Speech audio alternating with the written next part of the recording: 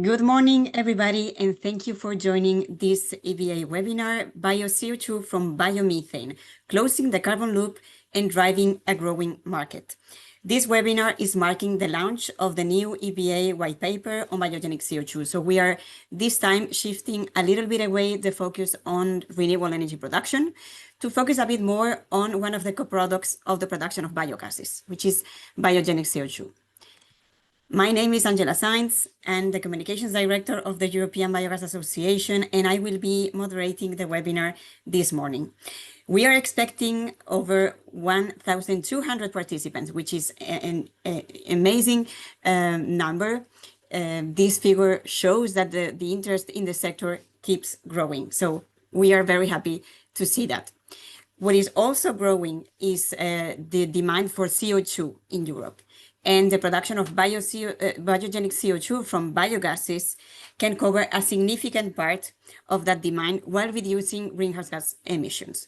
So what we are going to do this morning is that we are going to shed a little bit of light on what is biogenic CO2 from biogases, what impact can it have, how can it be valorized, and also what is the economics, the state of play, and the future projection of the production of biogenic CO2 from biogases. It's a lot of questions to be answered in 1 hour webinar, but don't worry, the report will be also shared with you afterwards, together with the recording of the presentation of the webinar and the presentations. So it is the usual format of the EBA webinars. And our members are also going to have access exclusively to an interactive map on biogenic CO2 in Europe. So let's dive into the session. As you can see here in the agenda, before getting into the numbers, we are going to look a little bit into the global perspective on carbon removals with Mathilde Fajardy from the International Energy Agency. And after that, we will crack on the data with Pablo Molina, EBA technical officer, who has been coordinating the preparation of the report on biogenic CO2 that we are going to release today. And we will also have with us two experts on biogenic CO2 recovery and trading of CO2. So, of course, you will also have the opportunity to ask some questions. We will try to keep up with timing, but we will open the floor. You can already include questions in the Q&A box as usual. And you can also upvote questions so that they can be asked live. And now it's time to start. I would like to give the floor to Mathilde Fajardy from the International Energy Agency. Mathilde, welcome this morning. Please, the floor is yours. Thank you. Thank you. Good morning, everyone. Thank you to the European Biogas Association for inviting me and inviting the IEA to speak today. It's really a pleasure to be here. I'm here to give you the global context of where we stand today in carbon capture, utilization, and storage, or CCUS. And as part of that, where we stand with bio-CO₂ capture and really what is the role that it plays in our clean energy transitions and what we can do to help scale deployment. So I wanted to start with where we stand today in CCUS. So we've seen important momentum in CCUS in the past few years with many announcements across the value chain, particularly in the development of transport and storage infrastructure. In April this year, we released our annual update of the IEA CCUS projects database. And this year's update, actually, we saw more modest changes in the overall pipeline compared to previous updates.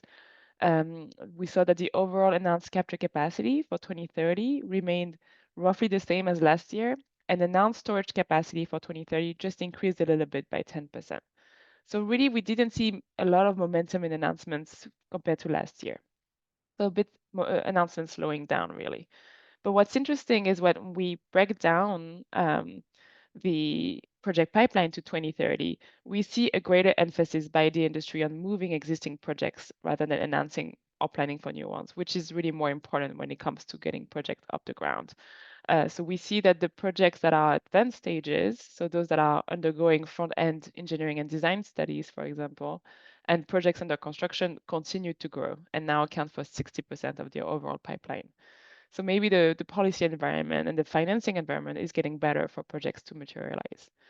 And actually, we have now the same amount of capacity under construction as operational. So even though the capacity of CCUS globally has really increased marginally in the past decades, we could see a step change in operational capacity in the coming years, which is really important for CCUS deployment. To dive in a bit more on the sectors, just trying to control the slides. Yes, there you go. It was a bit of a lag. If we look at the sectoral level, the majority of operational capture capacity today, so what's operating today, remains at natural gas processing facilities, which is what we have seen historically. But this could shift if we look at projects announced for 2030, as new projects in other sectors come online. We see that sectors like hydrogen production, bio-CO₂ capture, which is why we're here today, and air capture, but also industry, make up over half of the pipeline of projects that could be operational by 2030. And again, this is the global picture. So that's the long-term picture. If we look at projects under construction, however, so projects that have reached FID, sorry, the animations are a little bit slow. There you go. So if we look at projects that have reached FID, we see that the near term is still likely to be on the majority of natural gas processing plants. So really, it means that the sectors that are key for clean energy transition, so biogenic capture, direct air capture, industry, hydrogen, they're still lagging a bit behind in terms of getting those projects to final investment decisions. A good sign is that the recent final investment decisions we saw in Europe for major transport and storage networks could be the starting point of more FIDs in these new applications, as we've seen in hydrogen in the Netherlands, gas power in the UK, and BECCS in Sweden, just to name a few. And so that's the picture at the regional level. That's the picture at the global level. If we look at the regional level, the picture is somewhat less diversified when considering the full project pipeline. Really, over 3/4 of capacity by 2030 could be located in North America and Europe. But same as the sectors, nothing is set in stone. If we look at projects under construction currently, we see that the Middle East and China really stand out as regions where developments could happen fast and change the picture by 2030. So just wanted to give you this overall global view of CCUS, but let's dive in a bit more in bio-CO₂ capture, which is why we're here today. These charts show you the total volume of bio-CO₂ that could be captured in different years according to project announcements by status on the left and by sector on the right. So today, biogenic capture is really just under 2 million tons of operational capacity, the majority of which on bioethanol plants in the US. And what we are seeing is that if we look at all the project pipeline, if all the projects are materialized by 2030, we could see an important scale up of biogenic capture, reaching above 60 million tons of CO2 captured per year, particularly a big scale up in fuel supply and power and heat. Overall, however, as for the overall CCUS project pipeline, the share of capacity, which is under construction, which is really what matters today, is still quite low, and operational and under construction capacity combined is less than 5% of this announced pipeline. And then I also wanted to put these numbers in the context of a normative scenario that allows us to reach net zero emissions by 2050. So just putting this number in context, to reach net zero emissions by 2050, the pipeline of projects is still less than half what will be needed in 2030, particularly lagging behind in fuel supply and industry. So again, this net zero scenario is very ambitious, but it does show you the scale of the challenge. And I wanted to explain to you a bit more, and to stay in that net zero context, why do we need so much bio-CO₂ in the broader context? Bio-CO₂ is really the only one option, along with CO₂, directly extracted from the air via direct air capture, to support two roles: to provide permanent removals that can balance residual emissions and address historical emissions, and to provide a sustainable feedstock for low emissions products such as fuels and chemicals. So in our scenario, in the net zero scenario, by 2050, you have about 2.5 gigatons of CO₂ that is captured from these sources, around half from biogenic capture, from industry, fuel supply, and power and heat, and around half from direct air capture. And how is that CO2 used? Around 75% is used to provide permanent removals, so it's stored, and around 25% is used in fuels and chemicals to decarbonize broader part of the energy system. So this is, very, very big numbers. Again, a very ambitious scenario. How can we get there? And I just wanted to leave you with 4 priorities that we see are important to help scale up bio-CO2 capture. And again, my colleagues here on the panel will explain how the sector of bio-CO2 capture is very vast with many applications. Biomethane is only one of them, and obviously different support instruments will be different technologies will need different support instruments. But to speak broadly, we think that given the importance of the role of bio-CO2 capture for removal, scaling up demand for high quality removals is really key to help build up supply.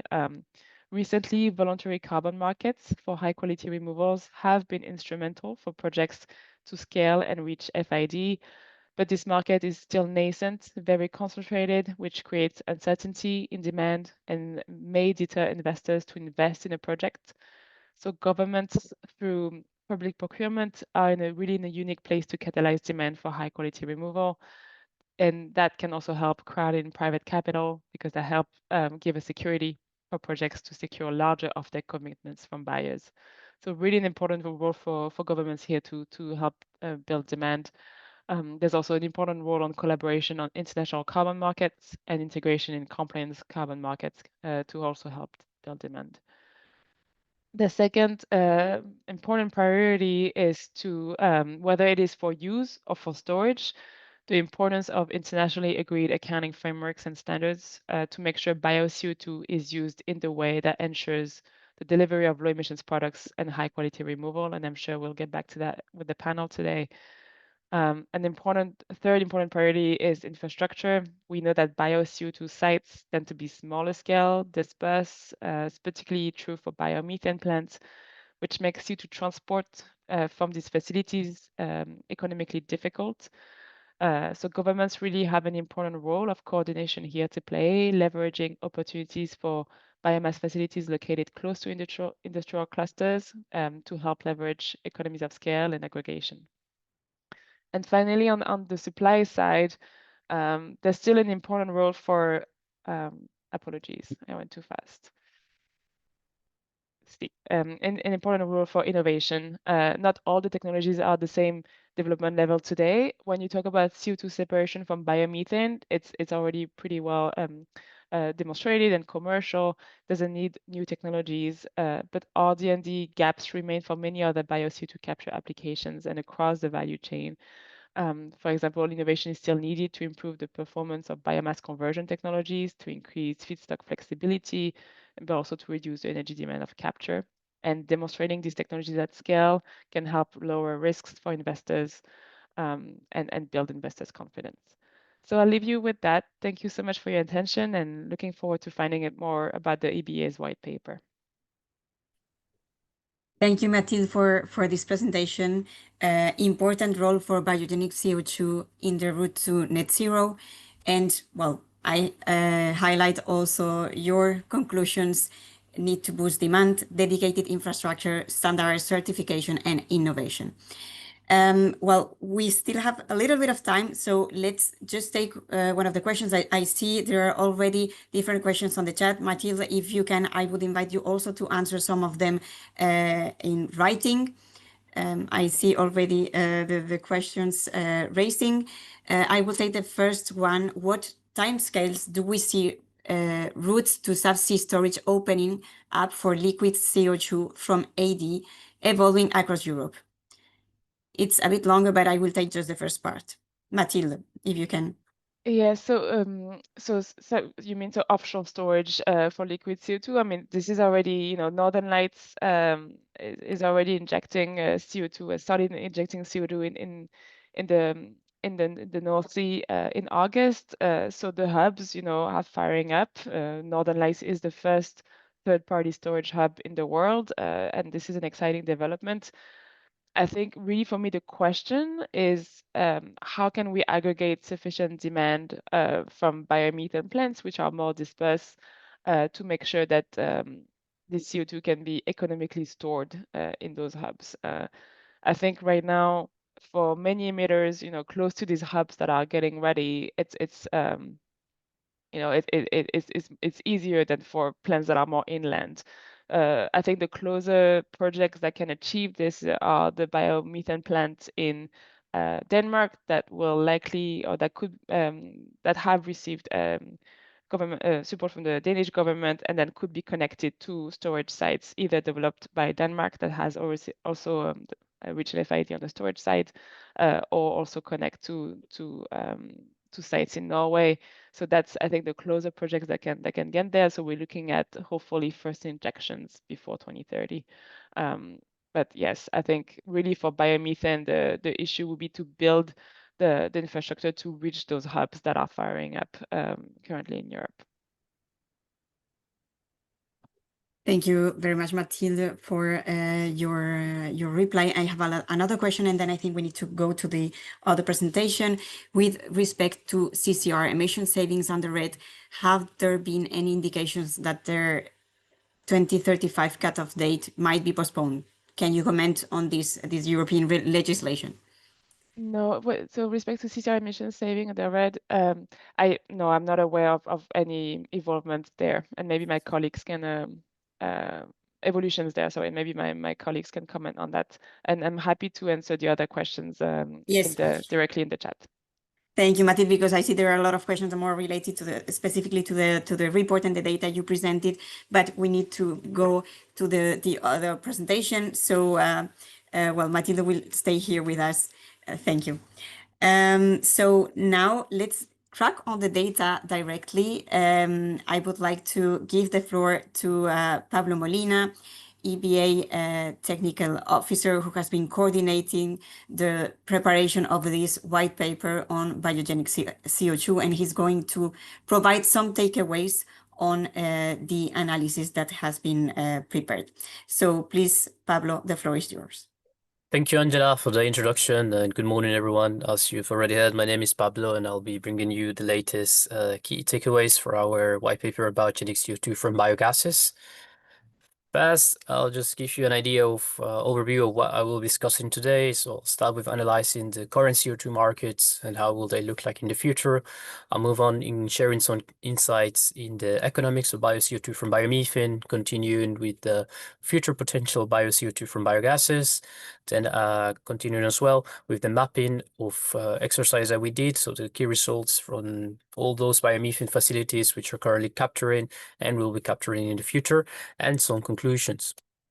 However, before going into the details of the presentation, I think it's very important to take a step back and answer a very simple question of what is biogenic CO2?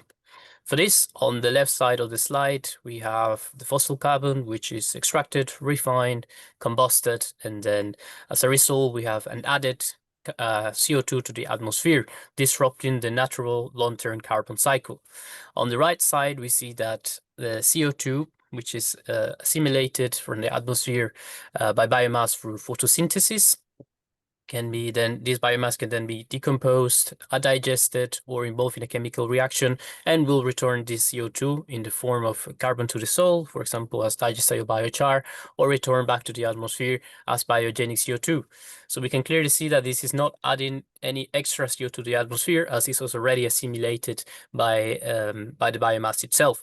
This is a clear difference and the really important differentiation that we have to make between fossil and biogenic CO2, as biogenic CO2 allows those permanent removals and also are achieving zero removals, while this will never be possible with the fossil carbon. Now that we have made this differentiation, I think we can go into the CO2 markets and the future landscape. For this as well, I have this overview. Yeah, I have this overview here of how biogenic CO2 can be utilized or stored. So with storage, we're talking about either onshore or offshore. And in terms of CCU, this can be converted to e-fuels, chemicals, or building materials through mineralization, or it can be directly utilized in conventional markets, such as food and beverages, greenhouses, and other applications. The global CO2 demand in 2024 was reported by S&P Global to be 267 million tons of CO2 per year, which 86% of the share is for gaseous phase, while the remaining 40% is on what is called as the merchant market, or liquid and solid. The reason we're making this differentiation is because most of the time in the gaseous phase, this is produced and consumed in internal processes such as urea production or enhanced oil recovery. That's why also we see that North America and mainland China are the largest markets, while the European market share of gaseous, liquids, and solid only represents 5%. Nonetheless, if we bring our attention specifically on the global liquid and solid market, the European share represents 20% of those 37 million tons of CO2 that are being currently consumed. This goes mostly to applications such as beverage carbonation with 23% of the market share, the food industry 25%, followed by the fabricated metal products, which are in welding of the metals with 30%, and the remaining in other applications. The European liquid and solid CO2 demand in 2024 was also reported by S&P Global to be around 7.7 million tons in Europe. And once again, we see that the food and beverages are the one dominating those markets with 46% and 70% respectively, followed by fabricated metal products, 7%, water treatment with 2%, and the remaining 28% in other applications that can include dried ice, medical, refrigeration, among others. It's also important to highlight that these merchant CO2 markets are structured around regional supply chains, meaning that they're constrained to specific geographical locations, and also the transportation involves shorter distances that are done by truck. Moreover, the demand on these conventional uses is not expected to grow significantly, and now that we are talking about the future, we can also examine the European Commission impact assessment that was done in order to understand how will the CCUS shares might look like in the future to achieve the climate law target of 90% reductions by 2040. This impact assessment concluded that 344 million tons of CO2 need to be captured by 2040. And we see here on the right side of the slide on the graph that the Commission took into consideration 3 specific end uses. So underground storage, e-fuels, storage in materials, which is only referring to the building materials, is not taking into consideration chemicals. So we see this is one of the first constraints of this impact assessment. However, it still allows us to see how the demand for CO2 will increase significantly. Specifically, if we look only into e-fuels by 2040, this will be more than 13 times today's merchant CO2. And this will be a great opportunity for the biogenic CO2 sector from biomethane to provide CO2 to these industries as a sustainable source, of course. Also, something important to underscore in this impact assessment is that the Commission underestimates the biogases contribution with only 22 million tons by 2040 and 30 million tons by 2050. If we compare these numbers to other models or to other projections, we have done this for the 10-year network development that was performed by the ENSO-G and ENSO-E, and also with the numbers from the Guidehouse report on biomethane potential. And we see how the TYNDP global ambition scenario compares to the Guidehouse. If we only take consideration the anaerobic digestion, they are very much on the same range. And of course, if we also consider gasification, the potential for biomethane, potential for biogenic CO2 production increases significantly. If we only look at 2040, we see how this can go between 89 to 187 taking into consideration the Guidehouse report. And this is in line with the TYNDP scenario of 67, while we see as well how the Commission has underestimated our sector, which is one, when it comes to CO2 capture, that can represent one of the best available, cost-effective and scalable technologies. However, in order to unlock this potential, there is still some work that needs to be done, specifically on the regulatory framework side. As of today, the European legislation does not recognize the sustainable value that is entitled to the biogenic CO2 production. Moreover, there's not an actual CO2 certification, biogenic CO2 certification scheme in place, and this also hinders future investments for the sector. Now, we move into the economics of biogenic CO2 from biomethane. We have done a data collection exercise where we collected data from CapEx and OpEx, specifically with the objective of calculating the levelized cost of capture. We only consider commercial scale projects, and the data came directly from project developers and operators. Here, I also want to give you an idea of the boundaries that we took into account. We took into consideration all the downstream processes after the upgrading, as the upgrading costs are they are allocated towards the biomethane production, and the results from this analysis is that the levelized cost of capture is driven by multiple factors such as geography, electricity, the capture capacity, and here we can see specifically on that side of the capture capacity how this plays a big factor, as economies of scale can allow that cost regression. We see on the right side of the slide higher capacities on more than 10,000 tons of CO2 per year allow LCOC of between 40 and 80 euros per ton of CO2 that is captured, while some other projects with a lower capacity have a wider range of cost. Moreover, in terms of the CapEx, we see that the liquefaction unit is the most cost-intensive component. In terms of the OpEx itself, this, again, the electricity for liquefaction can account for the highest, even over 60% in some cases. And the greenfield versus brownfield in facilities also plays a big role on how this number evolves, because in a greenfield you can have optimized design from the beginning, while the brownfield might correspond to higher investments. Of course, we also have to consider that for those plants with smaller capacities, the volume aggregation can be a driver for additional cost reduction, and there's there's already projects ongoing where different biogas from different biogas plants, the biogas is being upgraded and the CO2 is being captured in a centralized unit. Now, we have seen as well the CO2 markets, the economics, but I guess everybody is wondering and is expecting me to answer the question, how much is actually being captured today and how much is expected in the upcoming years? For this, we did this mapping exercise as well, and we know that as today, 125 biomethane plants in Europe are currently capturing 1.17 million tons of biogenic CO2 per year. And next year, another additional 25 biomethane plants will be capturing Bio-CO₂, adding an extra 0.5 million tons of captured Bio-CO₂. By 2027, this will increase of more than 2 million tons per year, and 179 plants will be capturing. And I guess you're also wondering, okay, but today, those who are capturing, where is this biogenic CO2 going? Is it CCU? Is it CCS? And for this, we know that 75% of the captured biogenic CO2 is directed to CCU as of today. The remaining 25% remains unknown. And among those CCU shares, the conventional markets, such as greenhouses and food and beverages, represent more than 50%. This is followed by 10% on the e-fuels market and other applications, such as dry ice, mineralization, among others. If we look as well in terms of the distribution, how will the capture be distributed per country by 2027, or whether this will be again bio-CCU or bio-CCS? If we focus our attention on the top 6 producers or the top 6 capturers, we see that the UK is taking the lead. In 2025, the UK is already the leader capturer, and this will remain to be the case by 2027. And the reason that we see one of the key drivers is the instability of the local CO2 markets, as there's been a lot of shortages in the past year for the CO2 in the UK. This is followed by Denmark. Mathilde has already mentioned how there were some tenders last year that were basically tackling bio-CCS capture.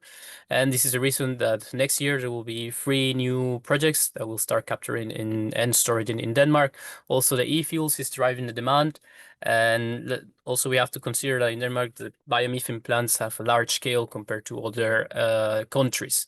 This is continuing with the graph. We also see Italy as one of the top 6 producers, followed by the Netherlands, could have been as well.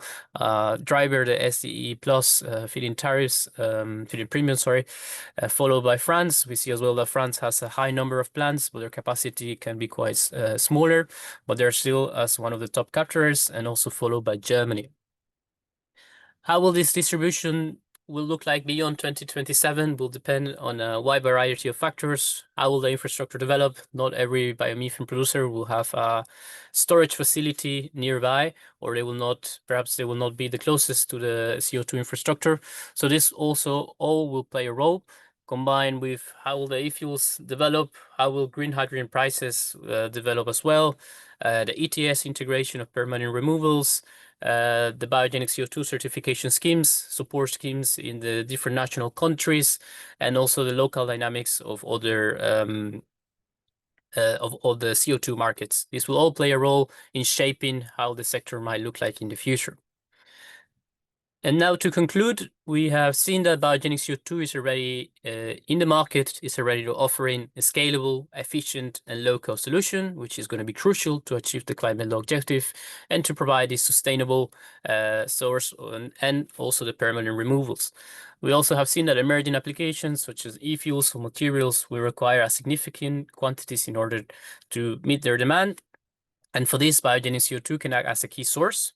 Moreover, in order to unlock this full potential that we have seen for biogenic CO2, Europe must tackle policy and infrastructure barriers. As I mentioned before, as of today, fossil CO2 is recognized in the same way as biogenic, which is, and then this premium sustainable value that is inherent to the biogenic CO2 is not being recognized on EU legislation.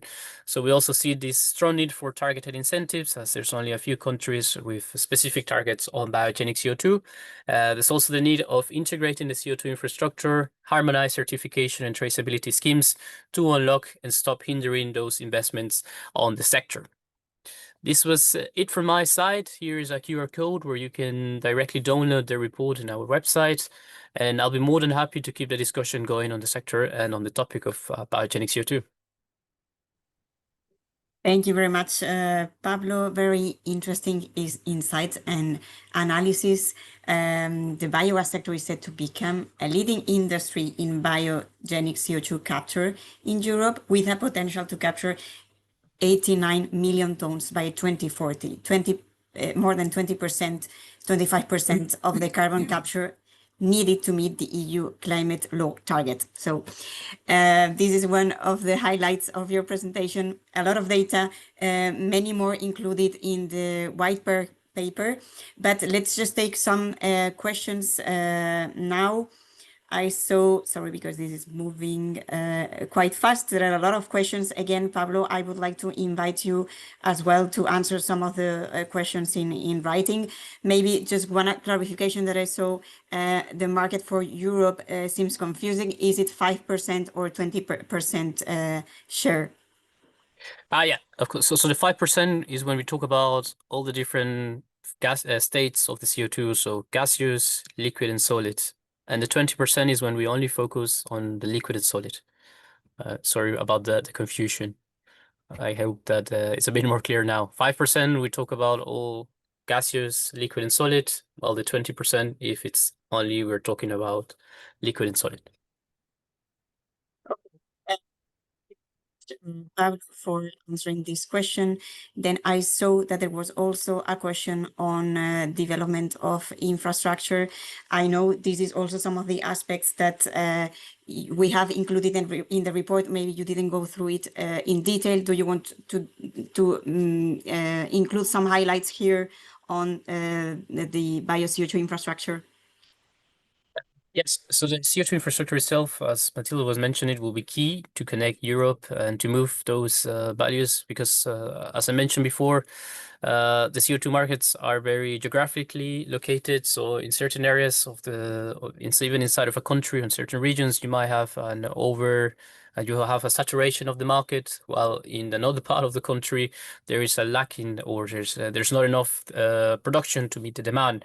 So this is why also when it comes to other applications such as e-fuels or mineralization, they will play a key role, and the infrastructure will play a definite role on how will you move this production, which is perhaps in a part of the country, but you need it somewhere else.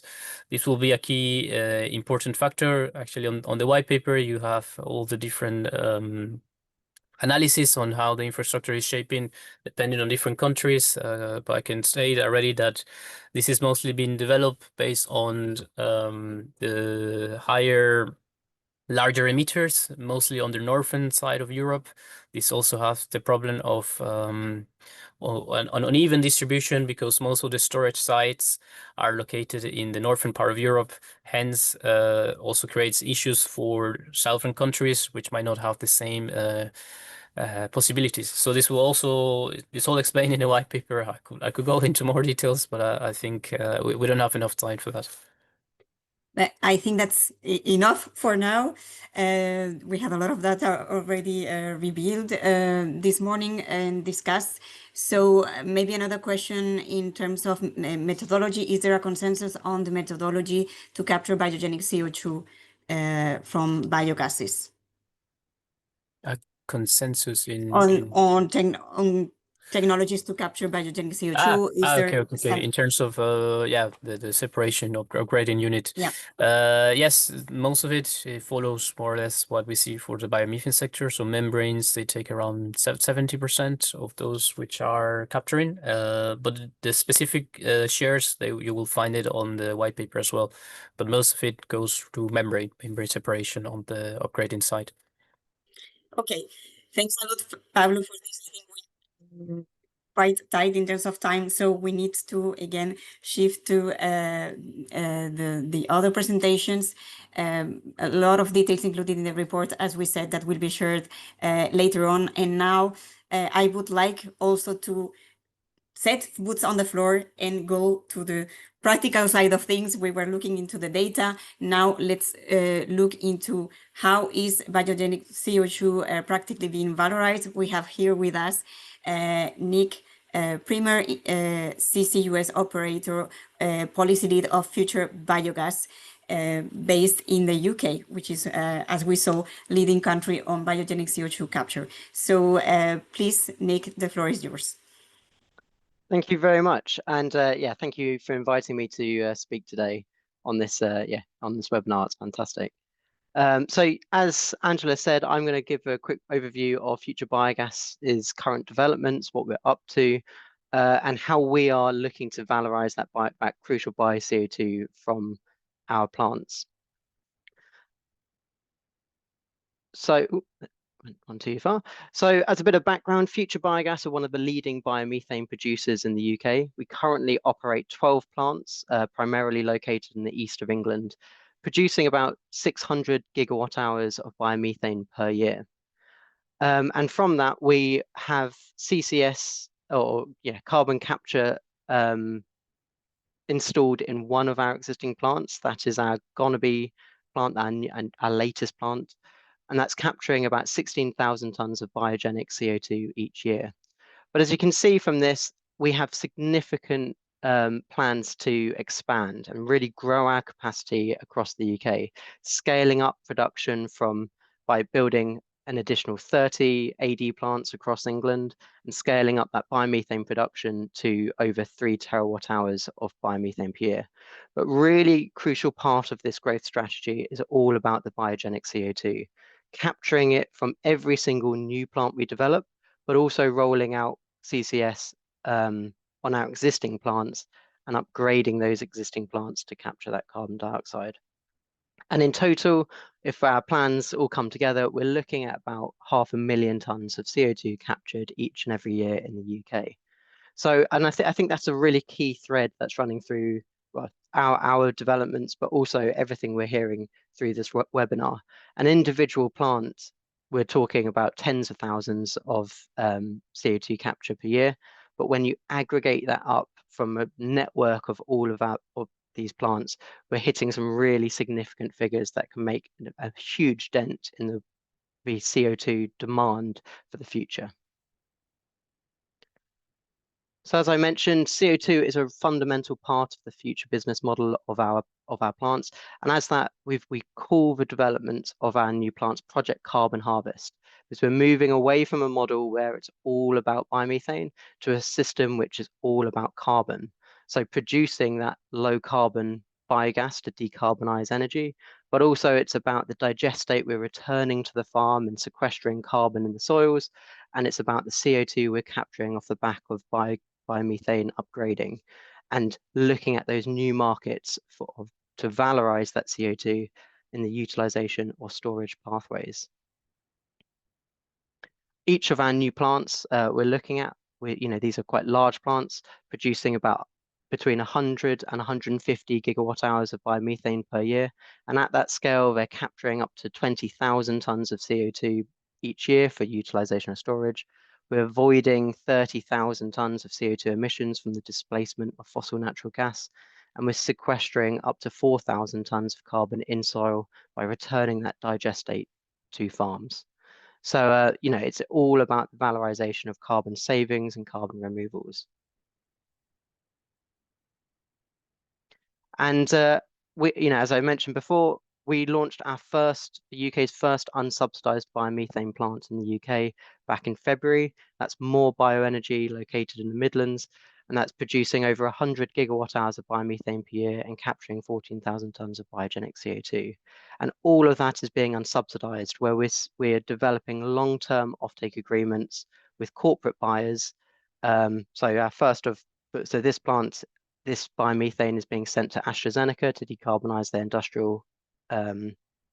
industrial processes, but that CO2 that is also being captured, and again, that's decarbonizing other industrial processes as it's currently sent to the existing utilization market in the UK. So, but what is the future? What are the options available to us for what we do with that CO2 we've captured? In the UK, being located in the sort of Midlands of England, there are a few prominent developments for geological storage.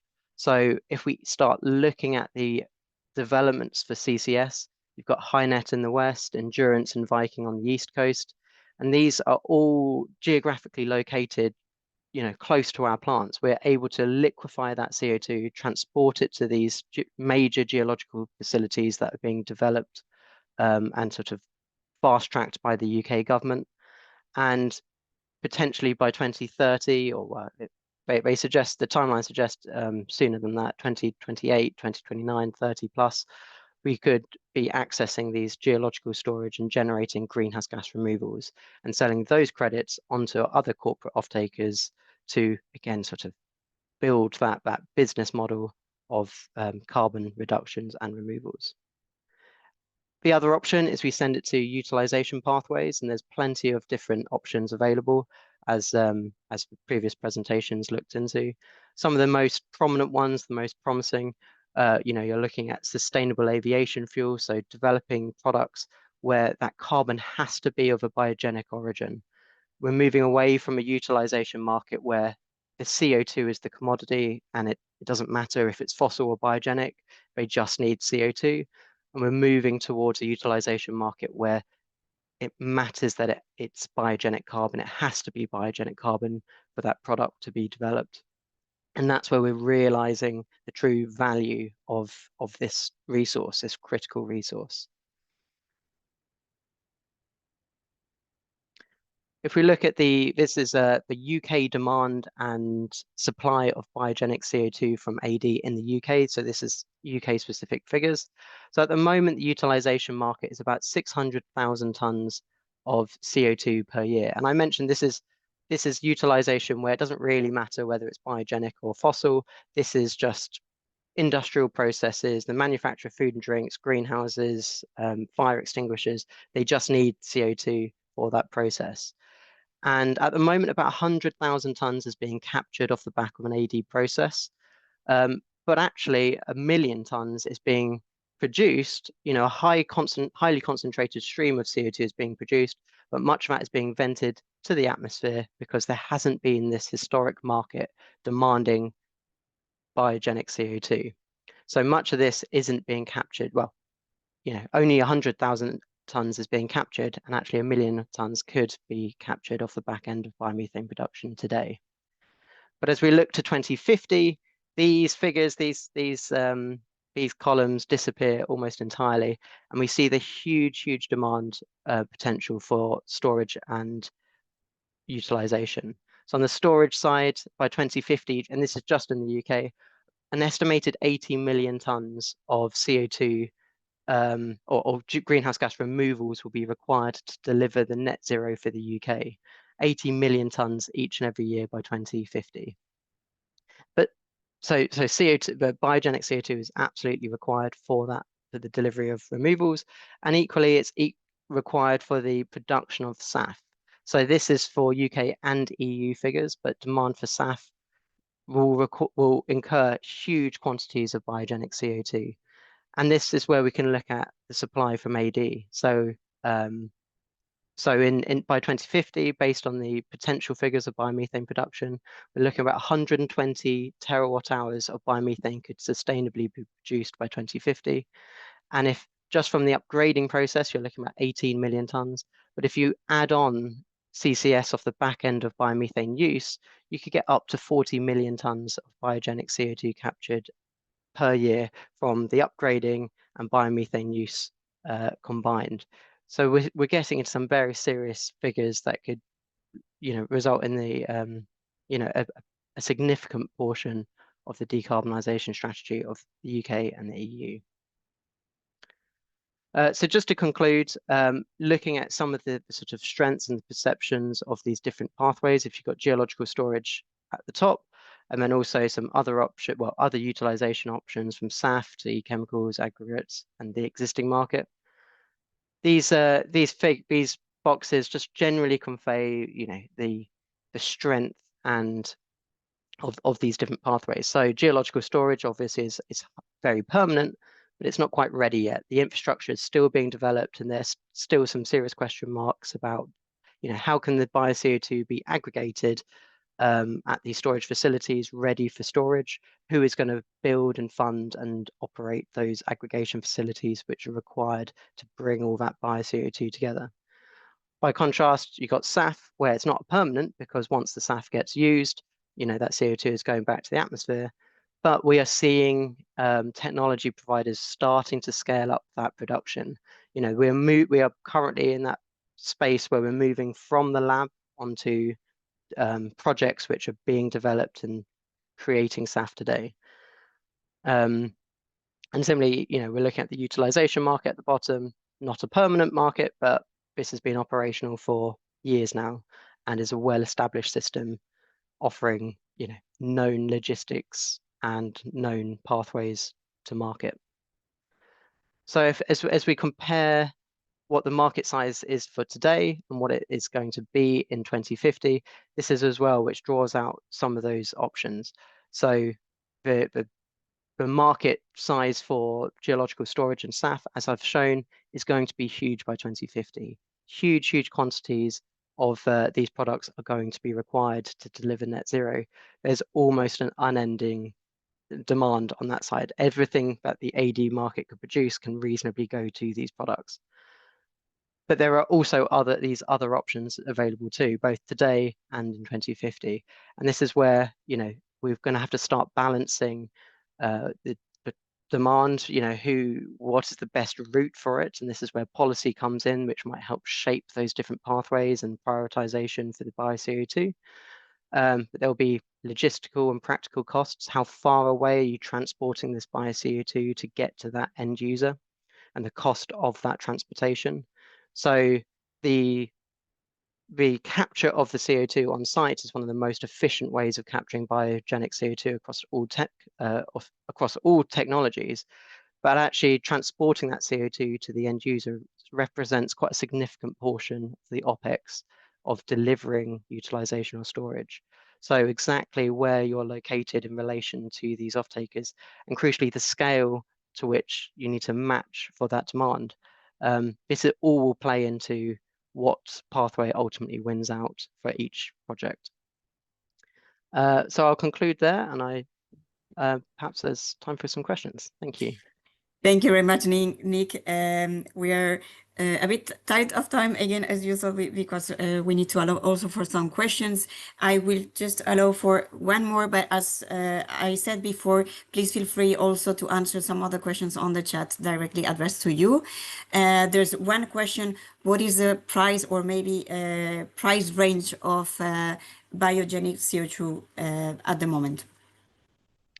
Pablo, so feel free to jump in if you want. Yes, Nick. So really for for the capture and to capture biogenic CO2 on site and sell it into the market, for that to be economically viable, you need to be exceeding 120 euros per ton or so. You know, that's the region we need to get a consistent price for a long period of time to make that financial decision. But as we move forwards, that price is likely going to go up because that's the existing market, which doesn't necessarily consider the biogenic or fossil origin of that commodity. And as we start to valorize the biogenic origin, I expect to see that price increase significantly. Okay, very good. Thank you very much, Nick. So you can answer some other questions via the chat. Also, I saw some other questions interested in the unsubsidized UK biomethane plant. So maybe you can give some clarifications already. But your answer was also a nice link for the next presentation. So Bio-CO₂ market trading insights from a trader, Eunice Ribeiro, please. Senior Public Affairs Advisor at STX Group. The floor is yours. Thank you so much. It's a pleasure to be here today representing STX in this great panel. Thank you so much for the invitation. And congratulations to all speakers, because being the last one is difficult to bring further insights. So just a few words about STX, just for you to have an idea who we are. So we are a trading company on environmental commodities. We can have a kind of holistic overview and a very huge portfolio on products that can help you in any of your decarbonization needs. We are a global company. We have several offices across Europe and outside of Europe as well, like US and Singapore.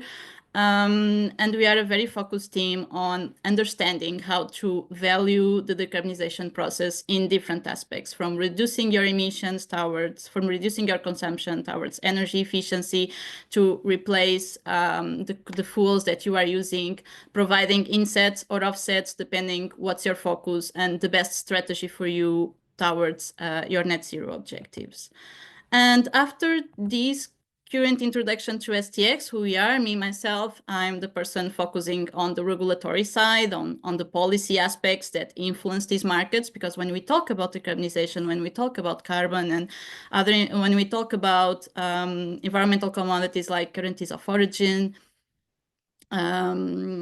removals, we know how to trade them, but what is next? What is coming next in terms of environmental commodity solutions for decarbonization? And Pablo already defined what is biogenic CO2, but I want to make a question in a different way. How do you, in your sector, in your commercial activity, in your day-to-day, how do you look yourself to biogenic CO2? Because the way you look at it, and the way regulation will also look at it, will influence the framework where you put it. Do you look at biogenic CO2 as a waste, as a byproduct that have other uses? Or do you look at it as a potential commodity that actually brings value?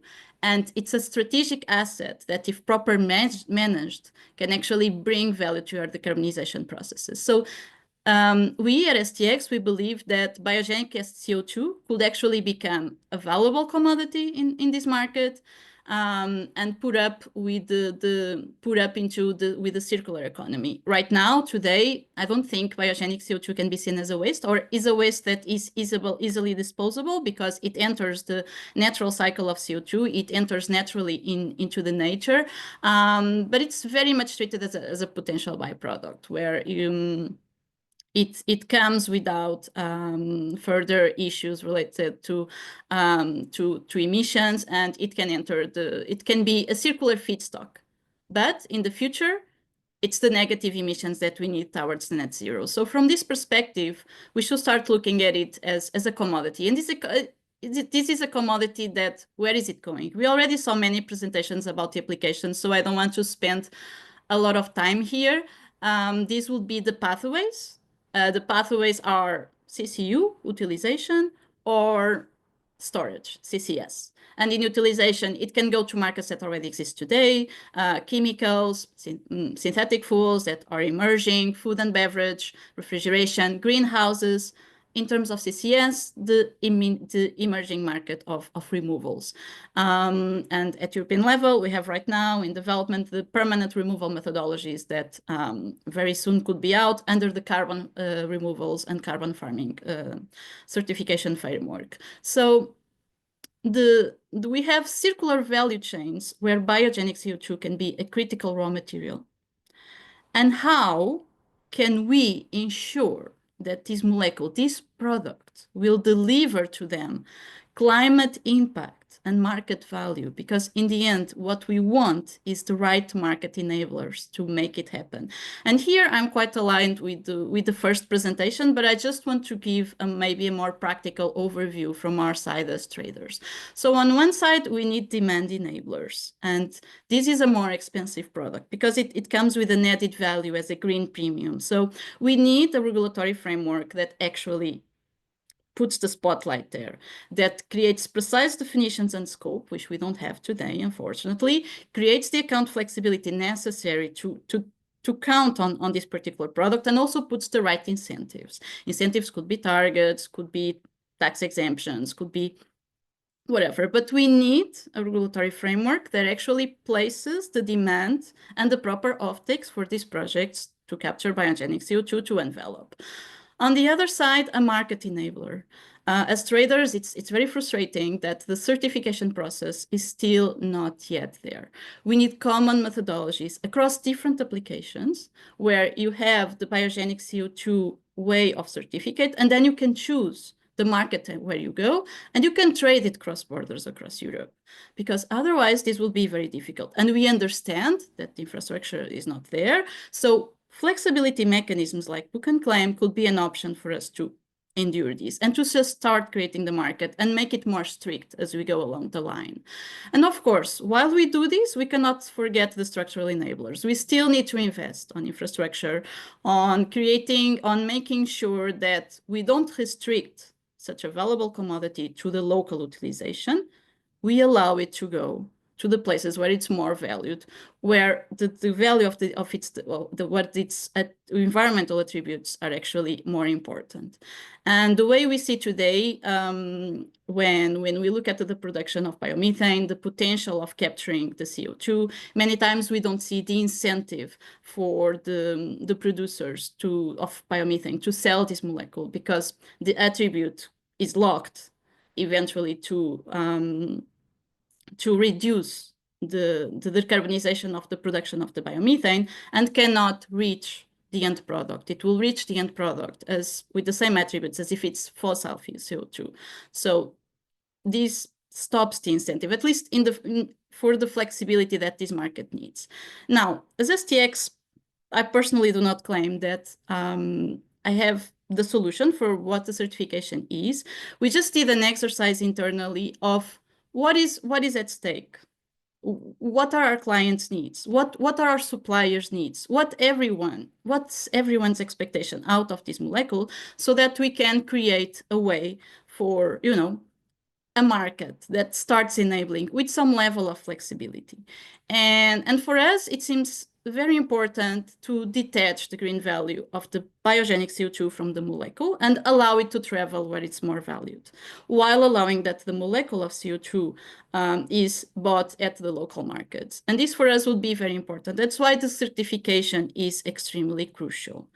And we've been putting some efforts to study this, to see how it looks. And there are actually groups of industry. I can remember the one coordinated by Ergar, and which is doing amazing advancements on understanding, on putting together different kinds of actors. And we are also there in order to understand how this certificate could be built and put in place in order to unlock these markets and to allow more and more applications to take place. So this is just an example. I will not go into detail because of lack of time, but I believe the presentation has my email, so feel free to reach out. I'm very happy to and very passionate about these aspects. This is a market that needs to take over, and that it has highly ambitions. But as you saw in Nick's presentation, this is still very much in the future. And we cannot forget mass balancing aspects that are crucial in order for the certification to take place. So we need to make sure that, okay, we are doing book and claim, but still make sure that you follow the molecule and you know where it's going and take registration of everything. But this is happening only while you don't have an infrastructure in place to allow these markets to go, because we see it as a main need. And this has been very short, but I'm finishing at 11 sharp. So I hope you have appreciated a bit some of our insights of how we see this market. We truly believe this could be the next key environmental commodity that we need in order to create circular carbon economies. Thank you so much. Thank you, Eunice, for this presentation. The Bio-CO₂ could become a key environmental commodity, and the EU can lead the way to this path. I'm going to just run for one question because we are really running out of time. I will take the last question. Can you issue certificates in the voluntary market or other tradable certificates even without carbon capture? I'm not sure I understand the question. Without carbon capture? Even without carbon, can you issue certificates in the voluntary market or other tradable certificates even without carbon capture?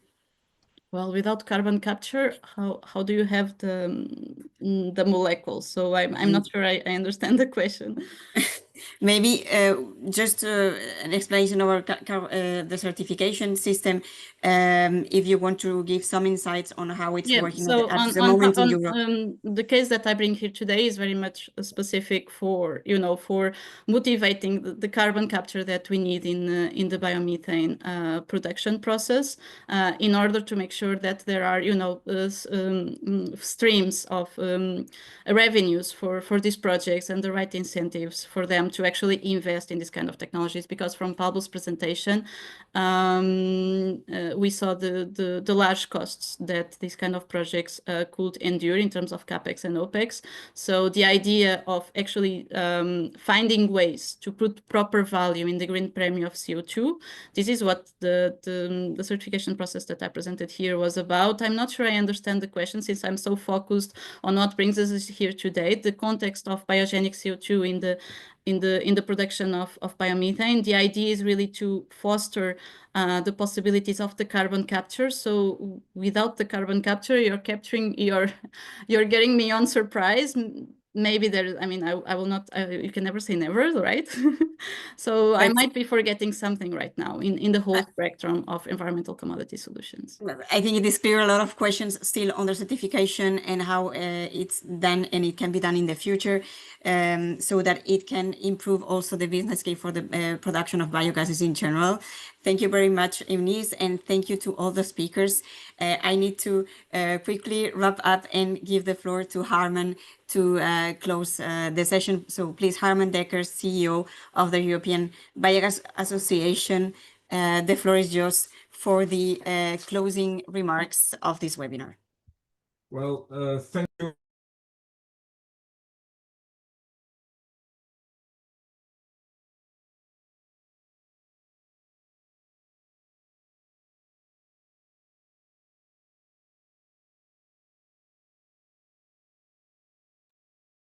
I believe you couldn't hear me.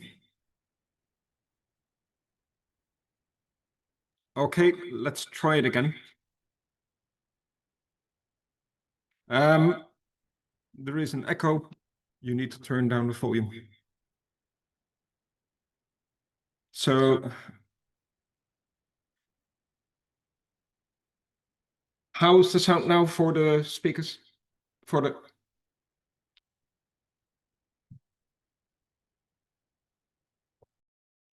How is it now? Better. Good. All right. Okay. Thank you so much. So let's continue. Apology for this technical mishap. So let's take a step back on what we heard, because we heard a lot of information and a lot of important parts. So first of all, I think the main takeaway is there is a starting market on biogenic CO2. It is growing, but it needs, and we'll come to that, it needs a little bit more attention. Growing in healthcare, in chemicals, in e-fuels, and we also saw that there is an interest for biogenic CO2 for storage. But biogenic CO2 from biogas is also strategically positioned.